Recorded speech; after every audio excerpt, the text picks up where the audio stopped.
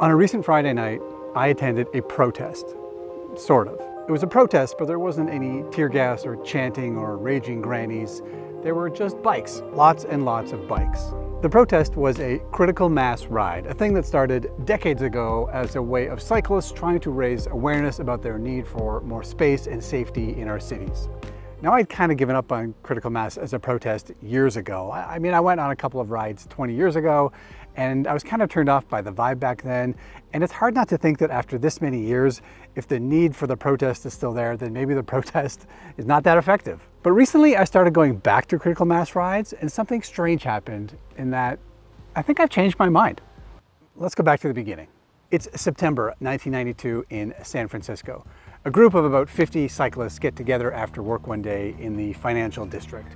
They're not wearing jerseys, they're not on a team, they don't have permits, they don't have a leader, they don't have anything except an idea. And that idea? Just ride through the streets together. Their motivation? Well, they were frustrated that cyclists weren't being respected on the roads and the danger that that caused. They just wanted to get around on a bike safely, but they felt like their voices weren't being heard. They felt invisible. And you know what? It worked. Not only did the idea raise awareness in San Francisco about the needs of cyclists, the idea really caught on and it spread. One of the key parts of critical mass was that it had no leaders. There was no official organization or association behind it. There were no membership fees. People just show up on the last Friday of the month and ride. This is why it could happen anywhere. Within just a few years, critical mass rides had cropped up in London, in New York, in Berlin. By the early 2000s, it was said that more than 300 cities were hosting critical mass rides. And every city made it their own. Berlin's ride was different than London's ride, which was different than Madrid's ride. From those few cyclists in San Francisco, a true global movement had grown without any centralized structure. By the 2000s, critical mass had even grown to this sprawling oil economy city in Western Canada named Calgary, where I live. Now, I remember going to a couple of critical mass rides back in the early 2000s, and it certainly had a vibe. It was not a huge group, but they were super passionate and they were on a mission. But as the movement grew, so too did the pushback. I mean, authorities hated critical mass. The idea of a bunch of disorganized anarchist cyclists taking over their well-organized streets and disrupting orderly traffic, that was too much in a lot of places.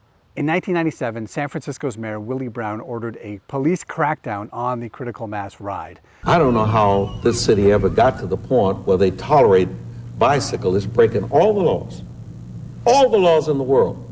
And it wasn't just San Francisco. Crackdowns happened all over the US. Cyclists were arrested. They tried to break things up. The funny thing is that a lot of these crackdowns may have actually helped the cycling movement in the long run. They ended up prompting the creation of more formal cycling advocacy groups, and these groups have done so much to get cycling on the agenda in so many cities. And as that advocacy scene grew and changed, so too did critical mass.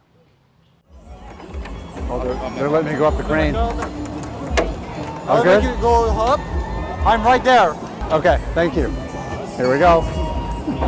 This is me at the top of a cherry picker getting shots of the Go Velo Bike Festival in Montreal. Check out this moment. Look at all those bikes. Look at me.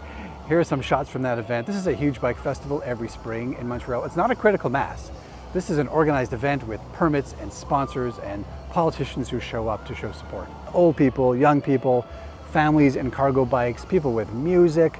It was a rolling party, basically. There's just something special about these mass slow roll bike rides, something affirming and exhilarating. It's a thrill to be on the roads, being surrounded by people on bikes having fun. Now, this is the critical mass ride in Calgary earlier this summer. Notice something? Yep, this ride was fun.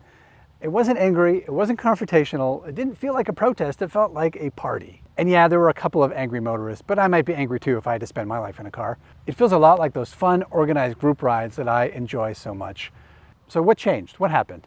So maybe the first thing to look at is how the critical mass movement itself has changed from its peak in the early 2000s. Well, after the initial growth of critical mass and then the subsequent growth of more professional advocacy, things did start to change. I mean, San Francisco built bike lanes.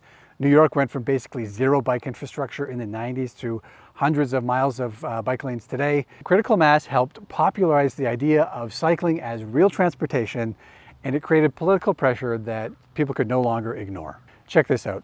LA's critical mass now calls itself the largest community bike ride in America.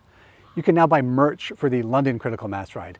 I mean, early participants in Critical Mass always stressed the community building part of it, much more so than a confrontational protest, but that wasn't always the vibe that came through.